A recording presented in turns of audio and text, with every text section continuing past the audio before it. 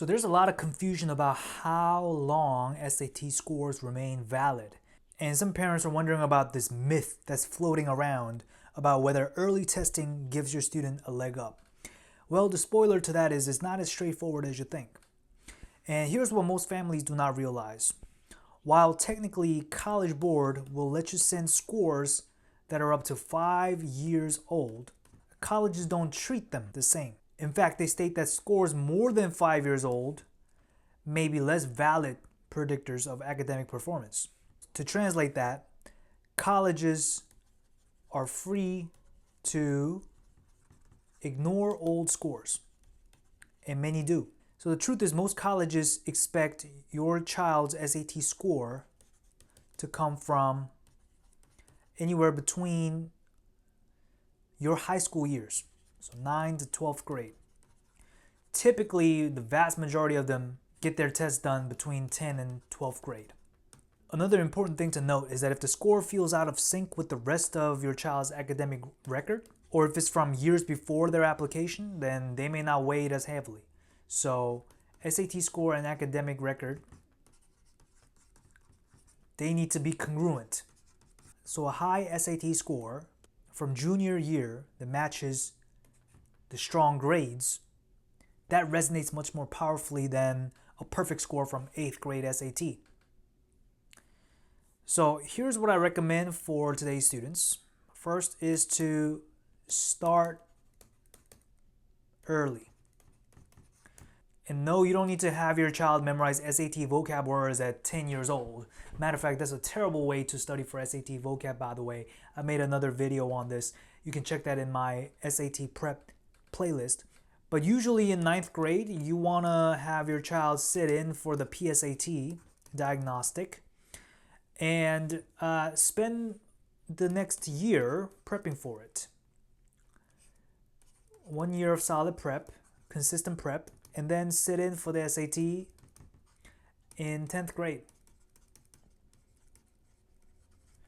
If they finish it by 10th grade, great. If not, usually by first semester of 11th grade is when I recommend students to finish up their SAT testing. And to prep for this, you don't just chase a number. You must build a skill. Build the fundamentals in math and English. So math, we're talking algebra, both 1 and 2, plus geometry, that includes trig. All right?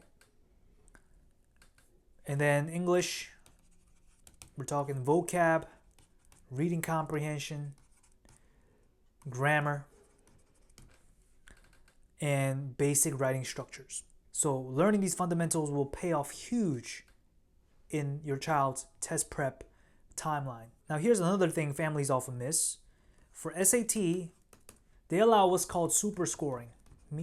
This means that your child can take 2 to 3 tests, and out of this test results, the colleges can tally up the best score of each section. So let's say if your child scores 500, 600, 700 in their test attempts 1, 2, and 3, and then for math, or that's for math, and then for English, they score 650, 780, and 700. The colleges will super score the second score from the English and third score from math. But the caveat to this is that they will see the entire score regardless. So you want to make sure you're not sending the first scoring report. The first test, there is nothing to be super scored for the colleges. They're only going to super score out of the second and third attempt. So you only send the scoring report for the second and third. But still, they're going to see that 600 you got on the second test and the 700 score drop that you got on the third test in English. So the bottom line is take the test when your child is ready.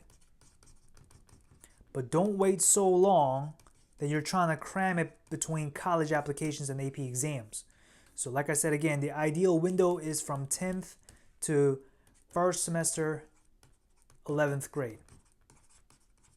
That gives your child time to retest if needed, super score for the colleges that allow it, and focus on everything else that builds a standout application. So if you found this helpful, hit the like, subscribe, share this with another parent, and check out my playlist on the SAT strategy, self-study guides, and choosing the right test date for your student. Thanks for tuning in, and I'll see you in the next one.